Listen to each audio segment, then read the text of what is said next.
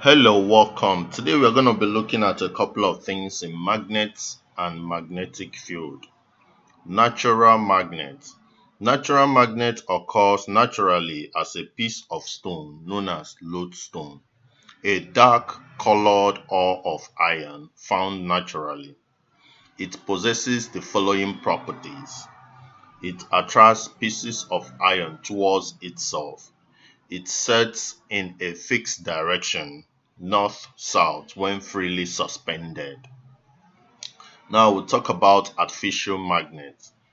An artificial magnet is magnet obtained by rubbing a piece of iron with lodestone or already made magnet until it acquires the properties similar to that of lodestone, or by electrical method. So there are two methods of making artificial magnets: by rubbing on a natural magnet or by using electrical method.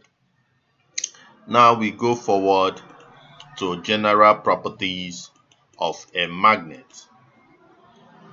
One, they attract pieces of pieces of metals such as iron, nickel, steel, cobalt, etc. They have the ability to repulse metals of like polarity, while unlike poles attract. They set in the north-south direction when freely suspended. They continue to possess the properties of magnet with north-south poles, no matter how tiny the sizes may be broken into. Note, the tiny units are known as dipoles.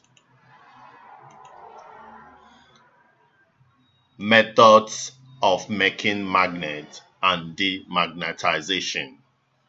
Number one, single touch method. In this method, the magnetic material to be magnetized is struck from one end to the other several times with the pole of a permanent magnet. For example, if the material is struck from the start with the north pole end of a permanent magnet, the other end of the magnetic bar acquires such polarity. That is the diagram of the single touch method. Double stroking of divided touch. Double stroking or divided touch.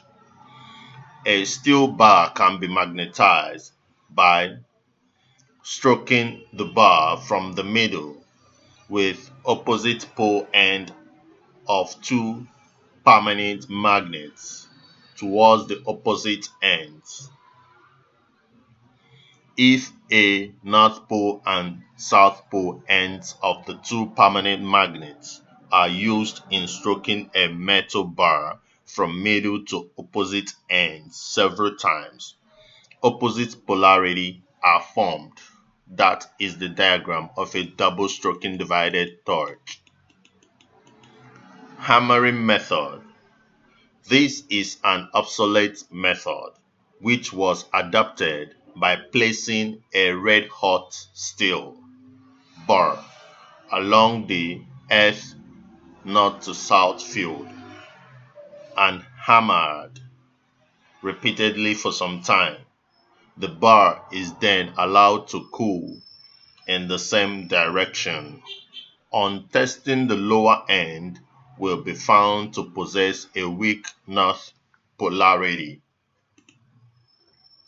Demagnetization. Demagnetization is the process by which the molecular dipoles in a magnet are destroyed, thereby making the material lose its magnetic properties completely. This process can be affected by any of the following methods. Number one, heating, a process by which the bar is heated to red hot. On cooling, it would be observed to have lost its magnetization.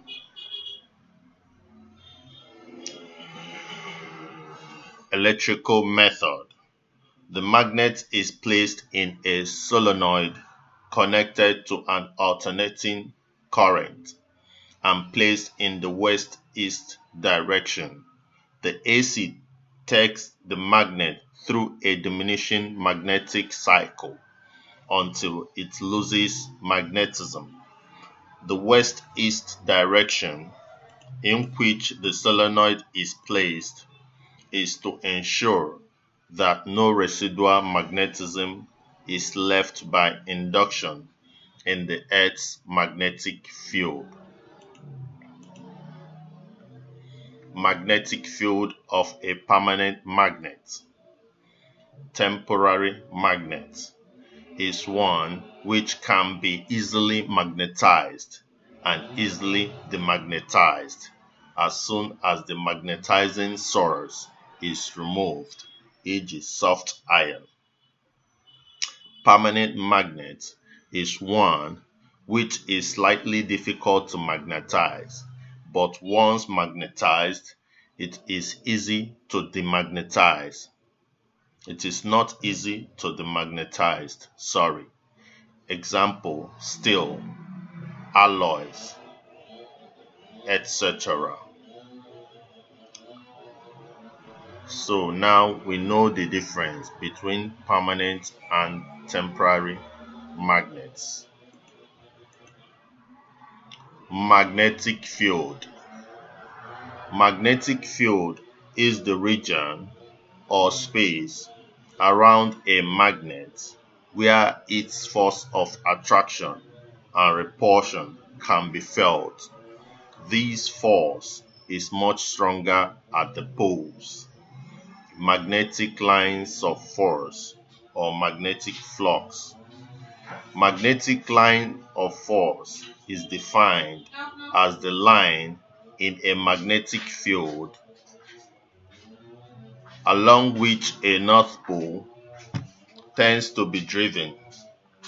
The lines can be drawn by 1. Placing a sheet of cardboard over the magnet and gently tapping the cardboard with slightly scattered iron filings on it. The filings arrange themselves in lines along the lines of force. Number 2, using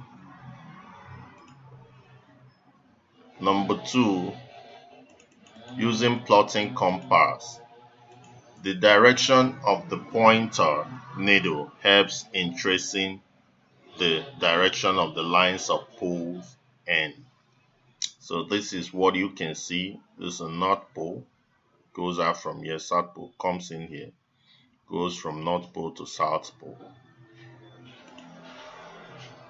So in subsequent classes, we'll be looking at the magnetic flux and Earth's magnetic field. Please, if you like this, click on the subscribe button. If you have any question, drop it on the comment section. Thank you and God bless you.